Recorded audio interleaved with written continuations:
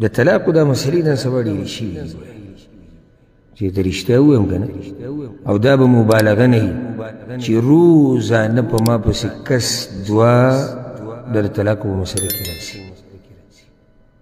او د ټلیفونونو او د میسیجو خو تپوس مه کوه او خو لا ډېر پکې ما کتلي نه دي چې څومره به وي اکثر دا خبرې دي او د هغې یو وجه د طلاق د ډېرېدو یو وجه هغه د سترګو د نه حفاظت کول دي یعنې کله چې سړی ویډیوګانې ګوري غلطې یا غلط تصویران ګوري یا غلطې رابطې ساتي د ده د خپلې ښځې سره ژوند ګډوډ کېږي دا ولې کوي او چې ښځه کله څه غلط څه ویني د دې بیا د خپل خاوند سره طبیعت نه لري نو دا یو وجه ده که تاسو خیال کړي دې ورځو کې طلاق عام شوی یعنې ډېر وخته پورې پښتنو کې را طلاق یعنې تقریبا نه و او زه د دغې مصیبت نه کوم ولې ځکه چې بعضو حالاتو کې طلاق حلي بله لار نه وي او هغه لازم نه چې هغه به د فحاشۍ د لاسې نه لګي طبیعت دغه حل دی نو شریعت کې چې طلاق شتي دا دې دپاره دی چې یو مسله نه حل کېږي نو بې حل دا نو زه دغه صفت نه کوم چې پخوانو پښتنو به له منډه طلاق ته په دې نظر کتو لکه د کفر په نظر زه د هغوی صفت نه کوم او زه د دې ملګرتیا نه کوم چې عام شوی دی عامېده خو هم ښه نه دي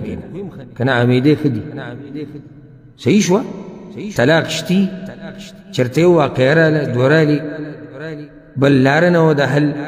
صحیح شو طلاق واقع شو خو دا چې په مخه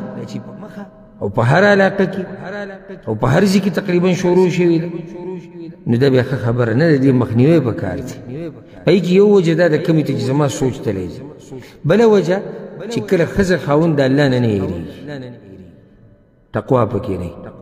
چې ښځه نه هېرېږي د الله نه د خاوند حق نه ادا کوي او خاوند چې د الله نه نه هېرېږي د ښځې حق نه ادا کوي او چې کله دوی د یو بل د حقونو خیال نه ساتي نو بیا مسله طلاقو ته رسي لکه د الله نه یره دا ډېره غټه خبره ده چې سړی د الله نه هېرېږي که نه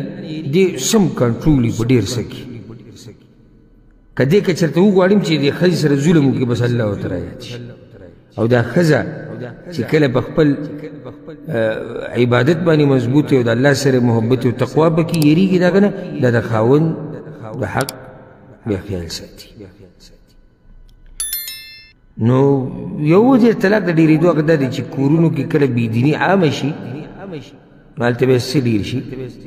هلته طلاق ډېر شي بله یعنې دې ته ما سوچ کړی دا داسې لکه باریک ته چې نن سبا دا ښځې کوشش کوي چې ځان د سړو په شان کړي او د دې د لاسه په کور کې جاښه جوړېږي لکه چې ښځه ځان ښځه ګڼي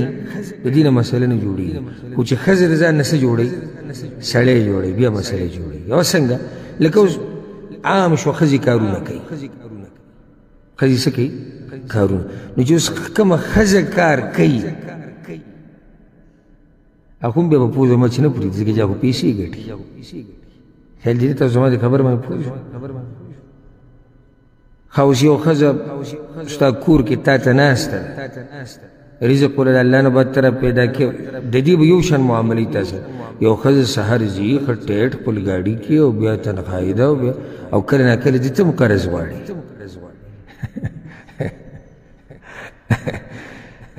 نو د دې سره به بیا لکه ژوند تېرول ډېر حکمت غواړي ډېر پراخه سینه غواړي دا بعض کسان وایي که نه یاره وایي چې داسې ښځه دې په نصیب شي چې سخته مالداره یو دومره تنخواه یو دومره ده یو دومره ده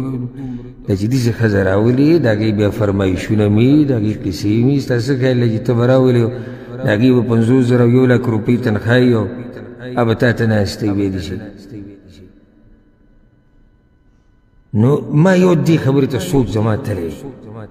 چې لکه دا ښځې چې کله د سړو پیښې شروع کړي نو کور ورانېږي دا به کوشش کوي چې دې سړي سره ښکر ووایي چې هغه سره ښکر ووایي بیا په دې کې کور څه شي هغه وران انشاءالله دې زمونږ